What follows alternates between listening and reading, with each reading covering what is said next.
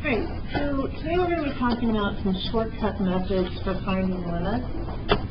Our quiz was just over finding limits, or finding derivatives rather, by using the limit process with delta x. So now we're going to be talking about how can we find these derivatives without having to use limits. So on the board I had given you some of these things to look over.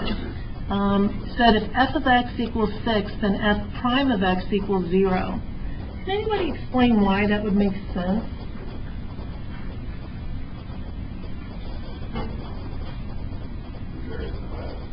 Okay, there's no x. So therefore, this function is actually just the line y equals 6. Looks like that. What's the slope of that line?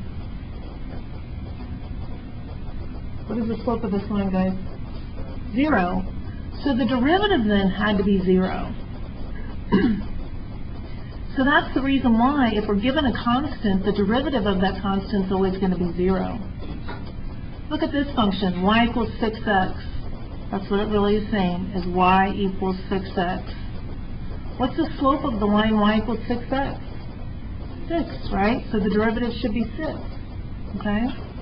Then I just showed you some patterns. We said if f of x is 6x squared, then f prime is 12x.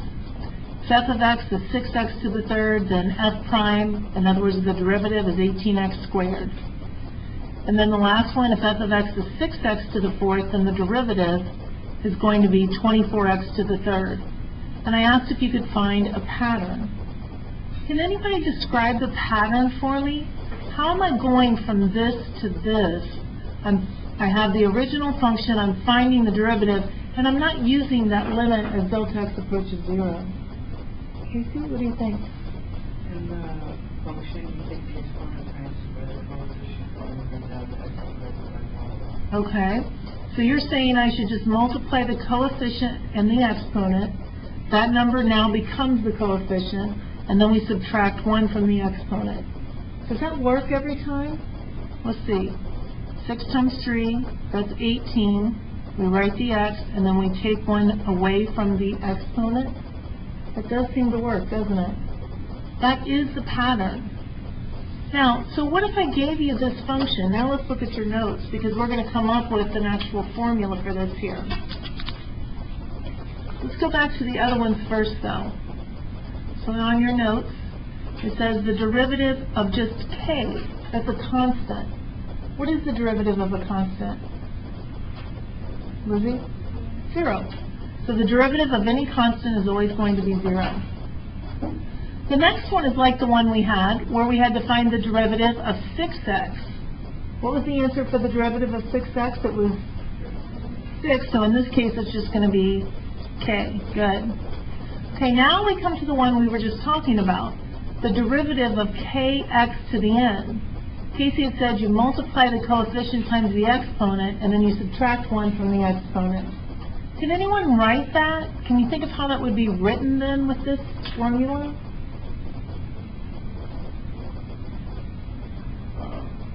Go ahead, Haley, say it a little louder.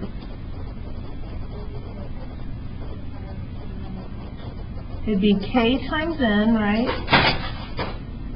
Is that what you said? Okay, so it's k times n, and then an x to the n minus 1.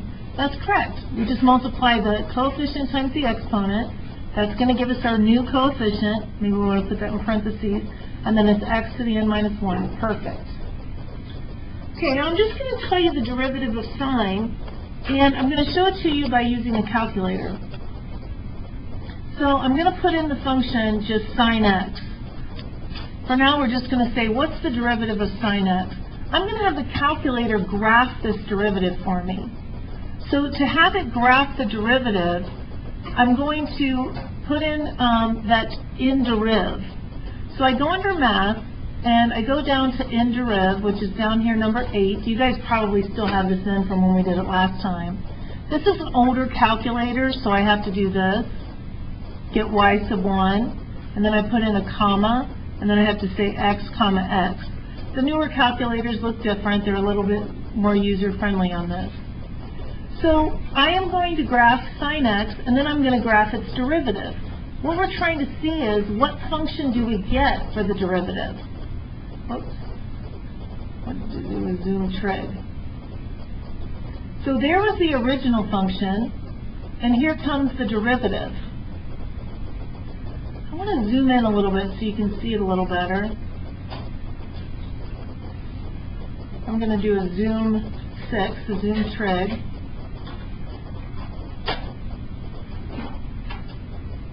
So here's what the original looked like. It's the sine curve. The derivative, though, doesn't that look like a curve we should know?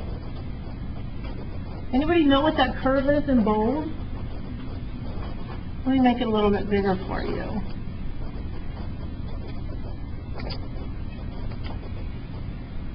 That's what it looks like. Sine, and then here comes the next one. I just accidentally said it.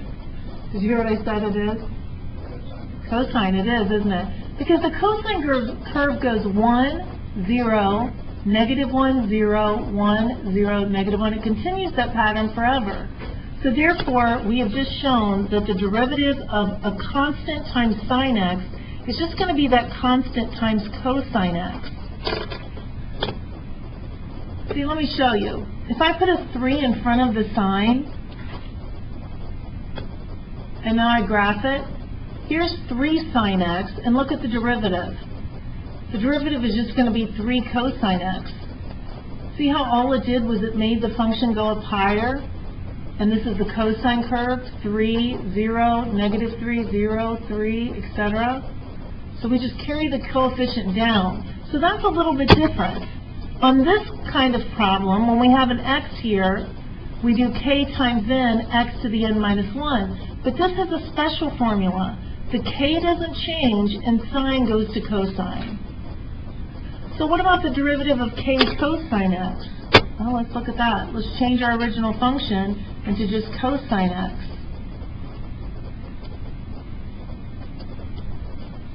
And now we'll graph the derivative too.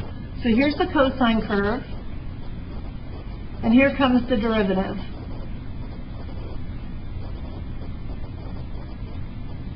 So what is that curve in bold? Is it just sine x? Look at the key points here, guys.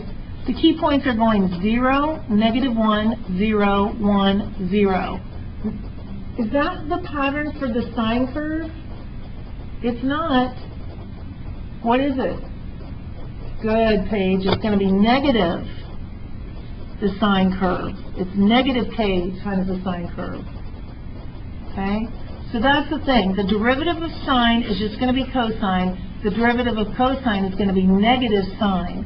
And the coefficient just gets brought down with it. All right, so now let's use all these formulas.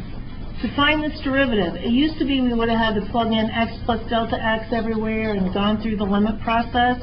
But now to find the derivative, we have these shortcut methods. Here's our k, here's our n. We have to multiply k times n. That gives us 9. X. We subtract 1 from our exponent and we get 2. Now we go to the next term. This is just a linear term. What's the derivative of 4x? Just 4. This is a constant. What's the derivative of a constant? 0. So we're finished. There's our derivative. As you can see, derivatives are going to be much easier now that we understand this shortcut method. Now, here's another thing though. If I have a function like 1 over x to the 6th, I can't take the derivative unless I write it in one of these 5 ways. Obviously, it's not going to involve sine or cosine, so I have to be able to write it like this. So my coefficient is 1. If I want this x to be on top instead of on bottom, what exponent do I have to use? Negative. So here's my rewrite. This is the same thing as this. But now I have kx to the n. So to find this derivative, I do k times n, which is negative 6, x. Subtract 1 from this. What do we get?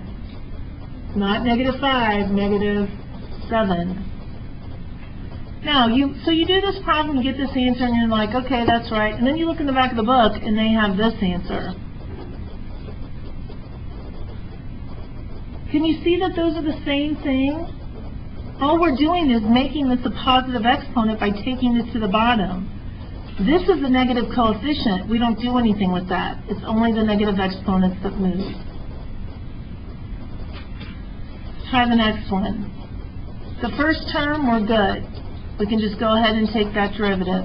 We do 5 times 3 is 15. X, then subtract 1. On the next one, we do positive 2 times negative 2 is negative 4x, and then we subtract 1. Now this one, though, it's not in the correct form. Avery, do you know how I should rewrite it so it would be in the correct form? Good. So we have to rewrite it like that so that we can get it into our kx to the n form. So now we're going to have to do k times n. That's negative 7x, subtract 1. Peter, what do we get if we subtract 1 from negative? Go ahead. Negative 1 minus 1.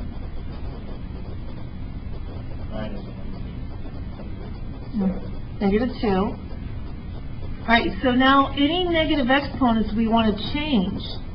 So this one doesn't need to change. But this one, I accidentally put a plus minus. This one should be minus 4 over x to the third. This one should be minus 7 over x squared. Now, you might look in the back of the book on something like this, and it has a different answer. Sometimes the back of our book leaves the answers like this. Other times they decide to get a common denominator. What would the common denominator be here that I would need to have? X to the third would be the common denominator, guys. That's going to be our least common multiple. So I would then have to multiply. Now see, this answer is good, but like I said, the back of the book, they might multiply this by x over x so that we have an x to the third. They might multiply this by x to the third over x to the third. So they might have this answer, 15x to the fifth minus 4 minus 7x all over x to the third. So just understand that they can have it written in other ways that are still equivalent. Okay, but remember, this answer here, this is correct. It's just that this is a little bit better because we have a common denominator for the whole thing.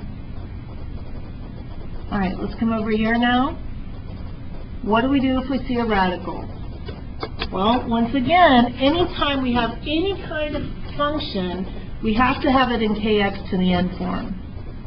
So we're going to have to write this as 1x. Does anyone remember what the cube root of x is if I write it as an exponent? 1/3, isn't it? That's to the 1/3. What if it had been the square root of x? What would it be? 1/2. Good. So this, another name for this, is just 1x to the 1/3. This one I don't have to change. That's just another name for my original problem. Now we're going to take the derivative. So we're going to do 1 times 1/3. That's 1/3 x. But now I have to do 1/3 minus 1. Remember how we have to subtract 1 from our exponent? So what is 1/3 minus 1, or 1/3 minus 3/3? What is that? Negative 2/3. Good. So this will be to the negative 2/3.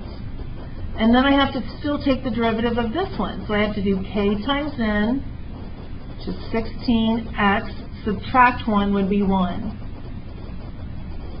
Once again, though, the back of the book is not going to have a negative exponent. So they would probably have this written as 1 over 3x to the 2/3 plus 16x. They might even have it written as 1 over 3 cube root of x squared plus 16x. That's actually the best answer right there. If I gave it to you, this problem to you as multiple choice, I would probably have this answer along with some other answers that were close to these but not exact. I can't say, give you this answer as multiple choice because it is correct. It's just that it's not completely simplified. So I'd never give you a multiple choice answer that was correct but not simplified.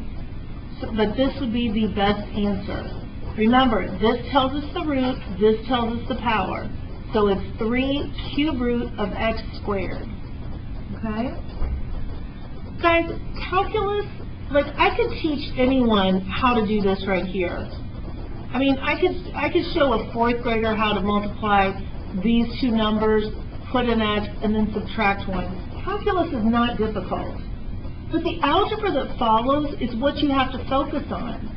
A lot of times calculus students get frustrated because they're like, I know how to take a derivative, but then I keep messing up and I'm not getting the question right.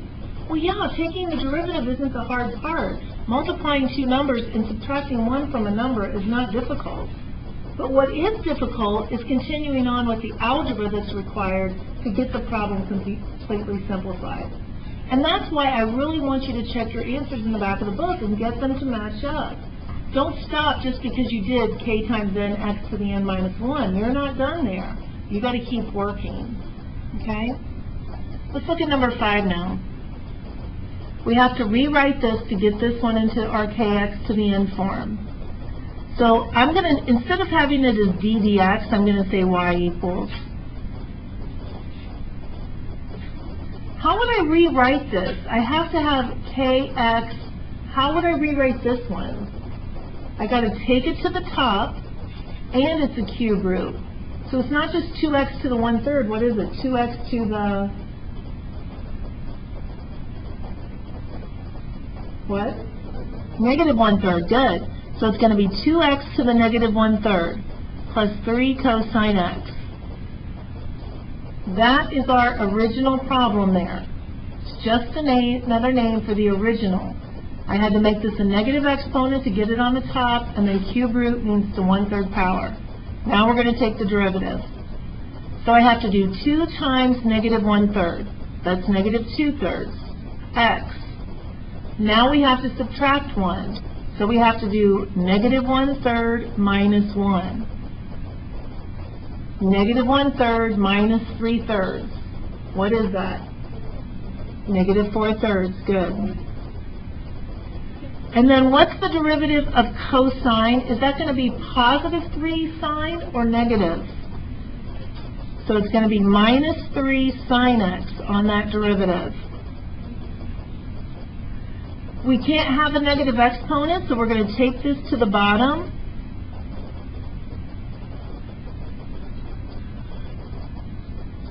This is still probably not the answer you would see in the back. You feel like you're finished, you feel like it's good enough, but then in the back you see this answer.